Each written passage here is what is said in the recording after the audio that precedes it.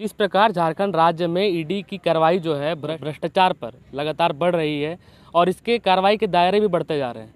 जैसा कि अभी कुछ दिनों पहले पुलिस ऑफिसर को भी भ्रष्टाचार के मामले को लेकर ईडी कार्रवाई की है उन पर, और अब जो है ये मामला खेल पे भी आ चुका है, खेल जगत में भी ये मामला आ चुका है। ईडी द्वारा एससीए स्टेडियम को जो समन भेजा गया है, जो जवाब मांगने के लिए नोटिस भेजी गई है, उस विषय पर बात करने के लिए हमारे साथ मौजूद है रांची क्रिकेट एसोसिएशन के पूर्व सचिव। आइए इनसे जानते हैं कि आखिर इस मामले पर आगे क्या कार्रवाई हो सकती है और इस पे जेसीए जो है भ्रष्टाचार पर कितनी संलिप्त है भ्रष्टाचार में। देखिए, भ्रष्टाचार का दो, मान लीजिए कि किसी ने आपके खिलाफ प्रश्न खड़े किए कि आपने ये अनियमितताएं की है, तो अगर उसका जवाब मान लीजिए कि कोई मैच्योर जवाब, परिपक्व जवाब या सही जवाब मिलता है, तो ये बातें आगे नहीं बढ़ेंगी। जिन लोगों ने शुरुआती दौर से स्टेडियम निर्माण के दरमियान जो गड़बड़ियां हुई और जिन पे प्रश्न किए गए, तो प्रश्नों का जवाब जो है वो दूसरे जगह पे ले जा कर के बार बार ले जाना और बार बार कहना, तो ये शक पैदा करता है कि अनियमितताएं हुई हैं।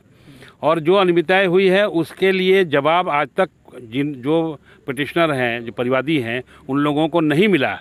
तो माननीय न्यायालय, सक्षम न्यायालय में लोग गए, न्यायालय ने वहाँ से संज्ञान लेकर के इन लोगों को नोटिस जारी किया है। अब न्यायालय को जवाब देने इनकी मजबूरी होगी, लेकिन जो सदस्य होते थे उन सदस्यों को आज तक, सदस्य जब से झारखंड बना है, हर सदस्य जानना चाहता था कि ये सवाल उठ रहे हैं तो इन सवाल का जवाब क्या होगा। जवाब आज तक कभी मिला नहीं।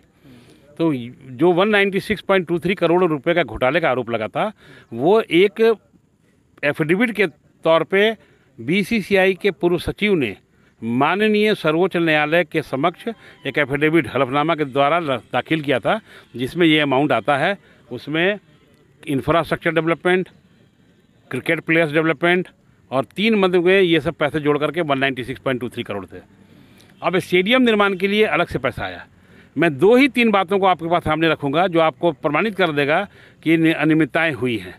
ये स्टेडियम का जो कॉन्ट्रैक्ट था, जो BOQ कॉन्ट्रैक्ट वैल्यू, मान लीजिए एक्सप्रेशन ऑफ इंटरेस्ट बोलते हैं, नोटिस के जरिए, NIT के जरिए मान लीजिए टेंडर कॉल हुआ, वो 77 करोड़ के लगभग का काम था, जिसमें Ram Kripal Singh construction private limited ने 5.47 बिलों में काम को लिया। वो अमाउंट होता है 73,72,03,169 रुपये 70 पैसे।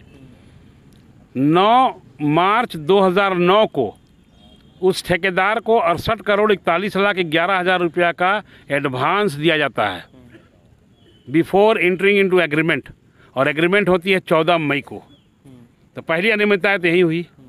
अब 73 करोड़ के काम को आप जोड़िए तो 31 मार्च, जो हम लोगों का फाइनेंशियल ईयर होता है क्लोजिंग, 31 मार्च 2013 तक जो झारखंड स्टेट क्रिकेट संघ ने अपने ऑडिटेड अकाउंट्स में दिखाया खर्च, वो दिखाया है 221 करोड़ रुपए, और वहाँ से डिप्रिसिएशन चालू हो गया 31 मार्च 2013 से। और आप बोलेंगे कि स्टेडियम का इनॉग्रेशन कब हुआ है? 19 नवंबर जनवरी 2013 को, और 31 मार्च को डिप्रिसिएशन चालू हो गया। उसके बाद भी कंस्ट्रक्शन शुरू हुआ और भी कंस्ट्रक्शन हुए हैं। तो लगभग 250 करोड़ रुपए के काम ठेकेदार के थ्रू वहाँ पे किए गए हैं। तो इतने 300 गुना, 73 करोड़ के काम में अगर 300 गुना अगर मान लीजिए बढ़ोतरी हुई है, तो अगर कोई सदस्य जानना चाहेगा कि बढ़ोतरी का कारण क्या है, तो मान लीजिए एक्सकेलेशन ऑफ प्रोजेक्ट वैल्यू करेंगे तो आपको बताएंगे ना कि ये अमाउंट इतना बढ़ा, या डिज़ाइन हम चेंज किए। कुछ जवाब नहीं दे करके इन लोगों ने बार बार कहा कि इन लोगों को निष्कासित कर दिया गया, लोग चुनाव हार गए हैं, बायस होकर के हम लोगों के खिलाफ चुनाव लड़ रहे हैं, हम लोगों के खिलाफ में ये आरोप लगा रहे हैं। इन्हीं सब बातों को लेकर के मामला चल रहा है। मामला कोर्ट के समक्ष है, कोर्ट ने संज्ञान लिया तो अब इन लोगों को नोटिस जारी हुआ है। जैसे कि जिस प्रकार ईडी द्वारा नोटिस जारी हुआ, तो क्या लगता है कि अब जो है भ्रष्टाचारियों के खिलाफ कार्रवाई जो है उचित तरीके से हो पाएगी? देखिए, जिनका काम है उन लोगों के द्वारा अगर मान लीजिए कि नोटिस मिलती है तो उनको जवाब देना उनकी मजबूरी है।